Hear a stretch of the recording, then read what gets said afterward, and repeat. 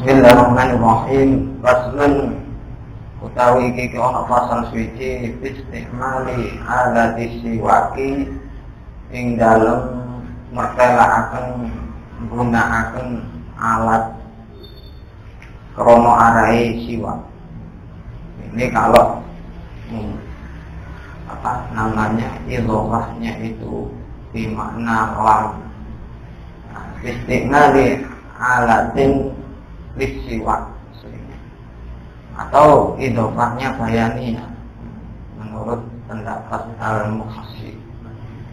Istimali alat siwaki ing dalam mertelakaken alat krono arahe siwak. Pasal ini menjelaskan tentang penggunaan alat untuk kita jadikan siwak, di mana siwak di sini termasuk bentuk, ya termasuk toharo juga, termasuk bentuk membersihkan toharo. Makanya sama mu'alif ditaruh setelah bab bab air, dan juga bab najis, bab menyamak, dan sebelum bab wudu, karena ada keterkaitannya juga dengan masalah wudu. Dan di sini siwak itu merupakan bentuk toharo juga, sebagaimana air dan juga sama-sama membersihkan. Tapi bedanya kalau air sama menyamak itu adalah membersihkan dari najis. Kalau siwak itu membersihkan dari kotoran. Siwak sendiri di sini itu maknanya menurut bahasa adalah adalku wa alatu. Ini menurut bahasa itu maknanya adalah menggosok, alat yang dipergunakan untuk menggosok. Sedangkan menurut syariat Islam, siwak itu adalah definisinya istimalu hubin wa nahwihi fil asnam wa ma haulaha li idhabit taghayyur wa nahwihi biniyatin. Jadi mempergunakan kayu, yakni yang paling utama adalah kayu arok, atau semisalnya di sini bisa dengan menggunakan bikulli khosinin tohirin, dengan sesuatu yang kasar, yang suci, yuzilul qalb, yang bisa menghilangkan kuning-kuningnya untuk kotoran-kotoran yang ada di gigi, walau binahwi khirqatin, meskipun yang kita pergunakan itu dengan menggunakan kain yang kasar, mungkin kain sing halus niku. Niku mboten saged ya. Misalkan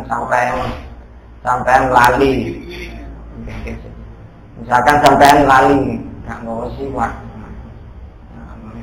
ndamel niki ae ya kelambi. Tapi ada trik-trik ambine oleh ngecas ae dadi kuning. Apa maling makno gule. Kuning kabeh ya. Kira nggih. Itu yang betul siwak, murah siwak. Padahal nggih kata. Niki kula betul. Nggih kula contoh. Tapi jarang kula sambel. Contoh. Napa? Oh, nggih sih. Nah, jen wonten nggih. Enggak mau lho saiki. Nggih. Nggih. Kula jelasno sih. Jadi menurut bahasa adalah menggosok, menurut syariat itu adalah definisinya adalah kullu khosinin tohirin yuzilul qalha au subratal ain au subratal asnan. setiap perkara sing kasar yang suci yang bisa menghilangkan kotoran gigi, kuning-kuning gigi, walau nahwahi potin, senajan hanya dengan kain sing kasar, au usbu'i ghairihi, atau dengan gerijine koncoe sampean. Misalnya sampean gerijine cak cilik iki kasar iki. Nek kowe kan rada alus. Kata udah gak gawe soalnya alus. Jadi nyelang. Nah, niku nggih entuk kesunahan. Pokoke ridho, maksud Kak ridho. Oke, nyelang geriji. Niku geriji wong urip lho ya. Nah, berbeda kalau gerijine dhewe mboten angsal kesunahan. Menggunakan geriji orang lain. Nah, menurut kaul yang muktamad, itu ada yang mengatakan ya gak hasil kesunahan. Nah, tidak dinamakan siwak kalau itu. Ada yang mengatakan ya bisa, tapi harus dengan unsur wiro.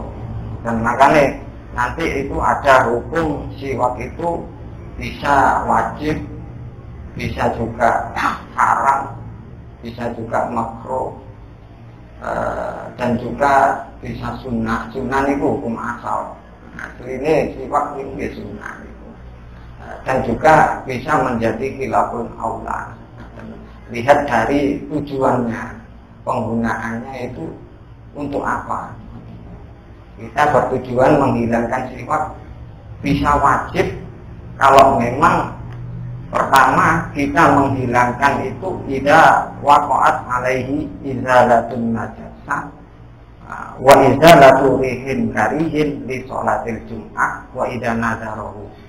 Nah, ketika memang gak ada alternatif lain untuk menghilangkan najis kecuali dengan siwak. Kita cari-cari perkara yang bisa, misalkan air gak nemukan air untuk menghilangkan najis yang ada di mulut kita, itu kita nggak bisa, cuman ada siwak toh. Nah ini kita pergunakan untuk menghilangkannya. Nah ini siwak ini menjadi wajib.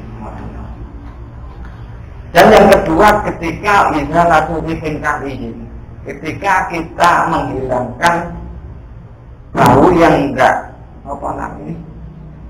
yang menyengat, yang enggak sedap, untuk sholat Jumat.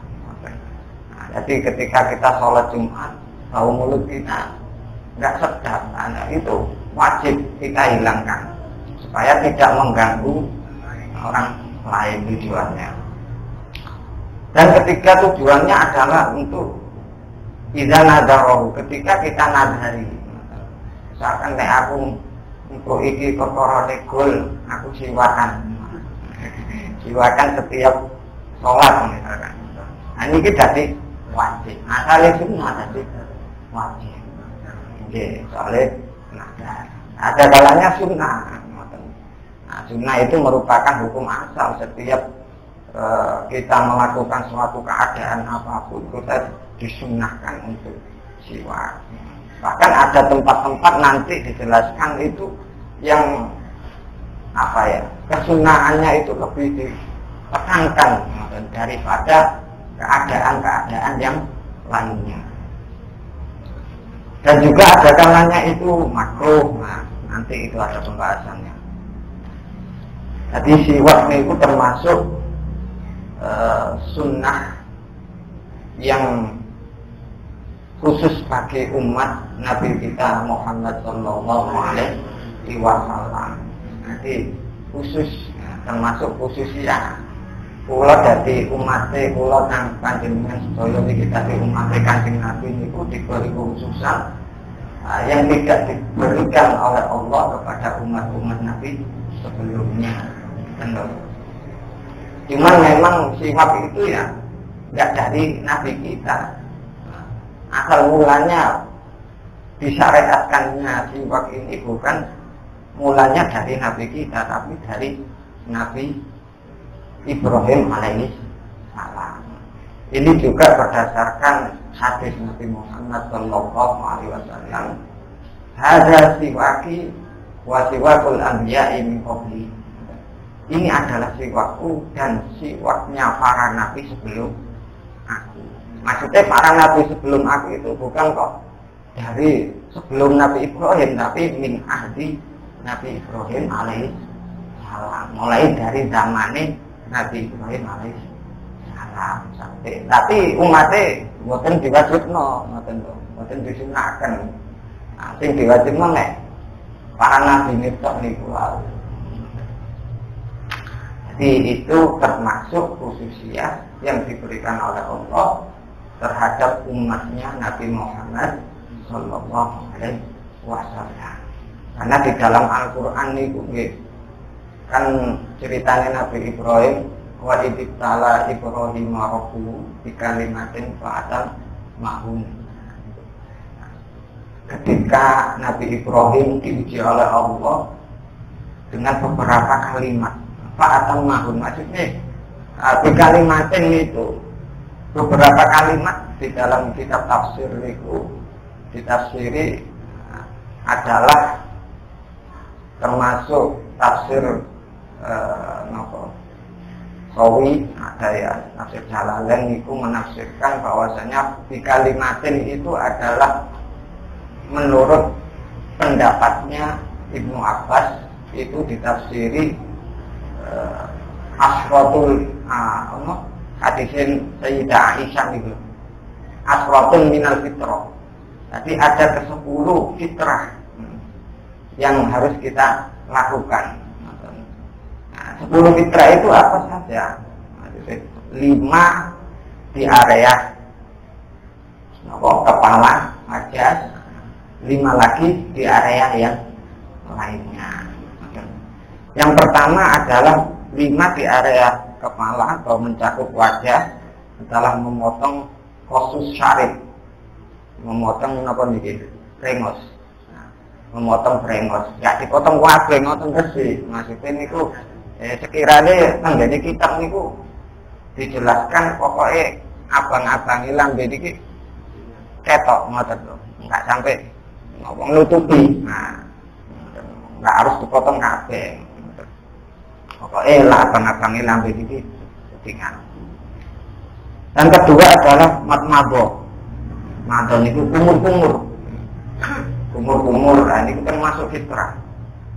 Nah, istinsar, menghisap air waktu wudhu niku hidung dan juga siwak.